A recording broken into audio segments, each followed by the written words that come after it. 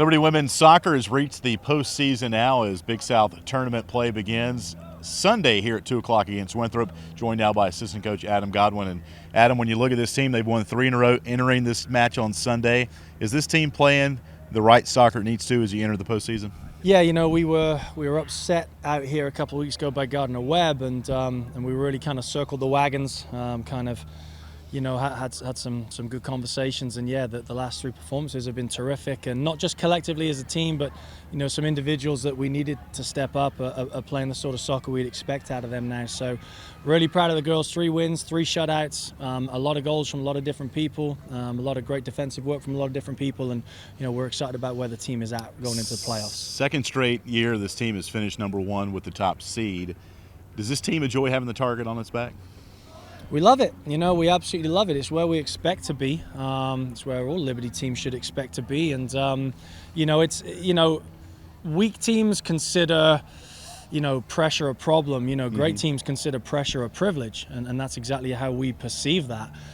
So the girls, we've had the target on our back for 2 straight years now. And, the girls have been answering that call for 2 straight years. And really proud of them. And so they're enjoying that. You saw Winthrop not too long ago, October 21st. You beat them down at Rock Hill.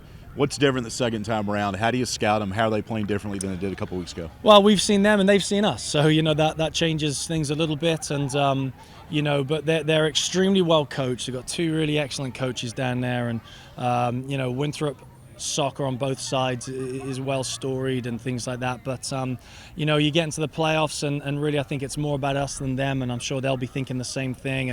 And but we've got tremendous respect for Spencer and his group, and we sure as heck won't be underestimating them. We know they're not a number 8 seed. We know that, even though that's what's next to their name. And the girls have been really diligent here in their preparation this week, and they're looking forward to Sunday and playing out here, and the spoils of being a top 4 seed and number 1 seed. They're excited for Sunday. As your game plan, Adam, what are some keys to a big victory on Sunday? Well, you got to do the basics. You got to take care of the little things. Soccer is soccer, and there are just certain parts of this game. For me, this game lives and breathes, and you've got to respect it as such. And so you've got to take care of the little things, the important details that we spend a lot of time defensively talking about, offensively talking about.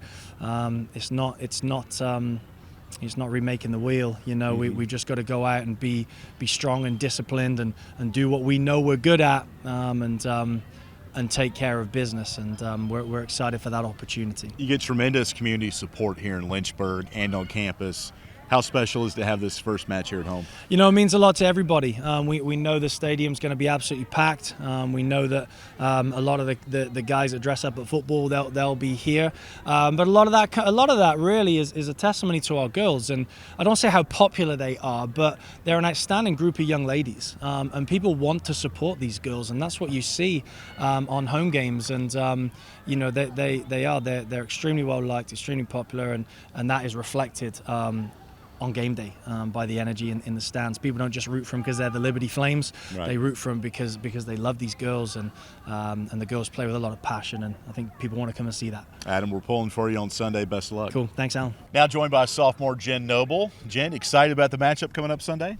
Yeah, I'm super excited. I think we're preparing really well for the game, so it's exciting to see everyone. And now we were out here at practice on Thursday and Friday, and giving us an idea of the preparation that's gone into this match on Sunday. I think we've honestly just been preparing the whole season for this match. I mean, we obviously wanted to get into the playoff position, and we are now. So I think just building up to this game on Sunday, we've been pretty much preparing this whole season. Now, this team has won 8 of your last 10 matches in league play. Compare that to a 2-5-1 start in the non-conference play. Where do you think this team turned the corner this year? Honestly, I think our out-of-conference play was preparing us for our in-conference play. So the teams we were playing were obviously high-caliber teams, and I think that just really helped us to get into our first game against Radford. We were just prepared from the beginning because of all of our out-of-conference games. What do you think you learned most, Jen, about your freshman year playing Division I soccer, entering the sophomore season, how much you think you improved? I think, coming out of high school, it's like the speed of play is so much different, and I think in your freshman year, you're just trying to learn that and learn how your teammates play.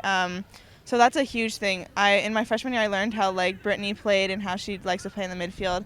So just learning how my teammates played is probably the biggest thing that helped me in my sophomore year. When you look at your stats across the board, Jen, pretty balanced. You lead this team in goals, assists. So when it comes to being a balanced player, I know you don't think about it going into each match, but how do players accumulate stats like that that are so balanced? I honestly think it's my teammates, really, because they put me in positions where I can get the ball and score or get an assist for them. But just working off of them and playing off of them and reading them, I think that's really helped me get the stats that I have. Now, you guys saw Winthrop just a couple of weeks ago. You think it makes it easier preparing to play them the second time, knowing you just saw them recently? Yeah, actually, we just watched film in the locker room, and obviously we've played them before, so we know what to look forward to and what to see how they play on and off the field with their players, different players they have. But yes, obviously, since we have played them, it will help, just knowing how they play. We asked Coach Godwin this question a minute ago about being the number 1 seed, second straight season, and having the target on the back. Do you girls enjoy that? I think we do, honestly. We've been talking about that since day one. We call it PE1 as Public Enemy 1. Yeah.